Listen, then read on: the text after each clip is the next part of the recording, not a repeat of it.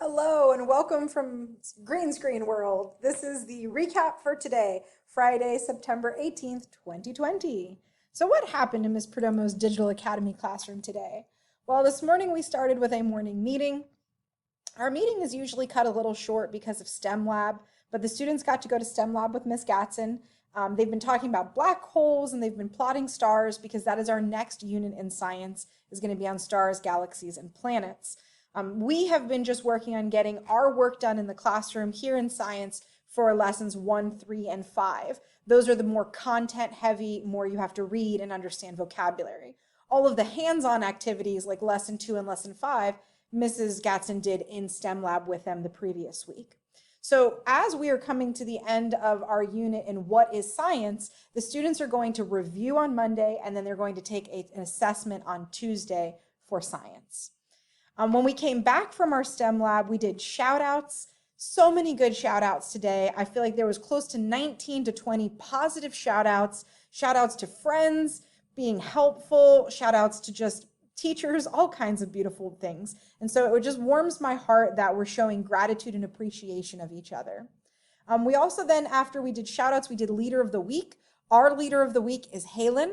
Halen has been working really hard on the newspaper. He's always participating in all of our Zooms and in our discussions, and he's just a valuable asset to our team. So he's our MVP of this week as Leader of the Week. And then students submitted their best writing from their journal writing they've been doing, and we did a little bit of an author's chair where each person got the spotlight on Zoom and they could read some of their writing if they chose. What a great problem we had. We had too many children who wanted to share and not enough time. So I've kept a list of their names of those who wanted to share. And if we have any open room throughout the week, I'll have them share. Or what I might do is just wait till the next Friday and they'll be the first ones to share because they were already waiting to. So that was what we did during our writing time. Students had lunch on their own, homeroom recess on their own, a good hour break so that they're away from technology. They then had to come back into Mrs. Turner's Zoom so that they could do music. I am hearing from the children that there is some problem with the children abusing the chat once they are in that Zoom, but that is not necessarily my control. It's her classroom and it's her set of rules. So if she disables the chat because students are abusing it, that seems pretty fair. So some students are a little upset that it's the same offenders every time that are abusing the chat. So maybe having a conversation with your child, are you somebody who's abusing the chat feature? And what can we do to kind of promote making sure that we're not doing that? Can we remind our classmates that's not how we represent ourselves when we're at resource? And those consequences are going to fall on those kids anyways, because if they're going to continue to take advantage of their resource teacher, it's going to be reflected in their conduct grade and maybe even in their grade in general in those classes. So just be thinking your actions do have consequences. So hopefully they're good things that you're doing so that you get good positive consequences. We did have math today for an hour. In my class, there is no homework on Fridays. I do not believe in giving homework on a Friday because it's the weekend. You need to sharpen the saw and be ready for Monday when we will get into some deep, hard work as well as taking some assessments. Then in ELA, I had the students go over the plot diagram again. They should be really comfortable at this point talking about what is the conflict, what is the rising action, what is a climax, what is falling action, and what is a resolution. I've used it now with Frindle, I've used it with Flush, and I've even used it as an example with a story, Red Kayak. So I'm getting them into the language of what is a plot diagram and what are the elements of a plot. Also, I've been talking about characters. We've been looking at Noah as a character. We've been looking at Nick as a character. We even looked at Brady as a character in all three of those stories. And really asking, what is the character doing? What is the character saying? How would I describe the character's behaviors? All of this is going to come into play because on Monday, the students are going to take their first mini assessment for Flush, where they are, not for Flush, my apologies, for Frindle, where I'm going to ask them questions about plot and about characters to see if they understand the main idea of that story, if they were able to connect all the chapters together to see the whole picture. So that will be happening on Monday. Also, today was the day where they needed to finish reading Frindle and submit their slides for that work. So hopefully they were done with that. It's not that they had to be done at 2 o'clock on the dot. As long as it's done before Monday, I can put it into the grade book as complete. Also, we had Zoom conferences. I've met with the whole class twice this week, if they showed up on time. We read the story Red Kayak. We went over questions with Red Kayak. We practiced fluency, and I even assigned them roles for an upcoming play that we're going to do about Native American lore. So that was just something that we've been working on in small group.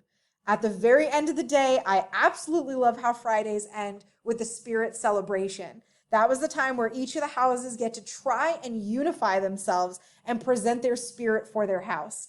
I mean, it's just amazing what they're capable of doing, from the chants to the organization of who says what.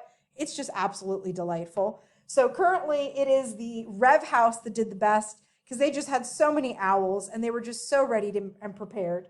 And I just loved their unity as well. So they earned the 30 points for the house, but Kalasini, Valor, and Urafiki also earned 10 points as well.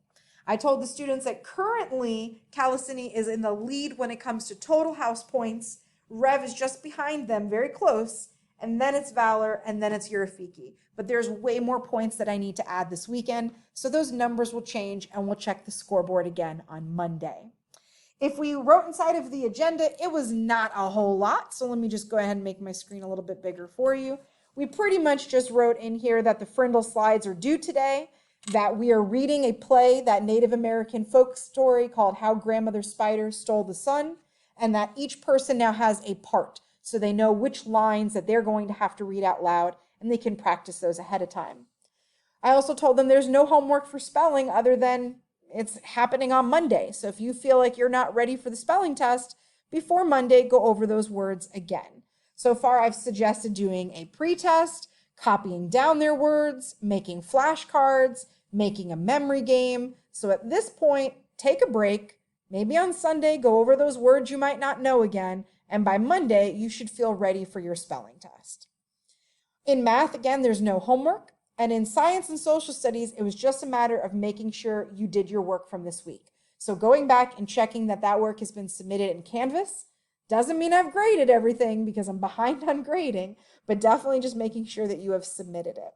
I know that I've been pushing students to make sure they're checking Skyward, and they're doing it now. So now it's upon me to update Skyward to its to the point where it is the most recent, so that you can see their grades. So I will be at work this weekend in the wee hours of the morning putting in grades, so that by Monday we get a better picture of where we stand grade-wise and what might be missing and what do we need to still turn in.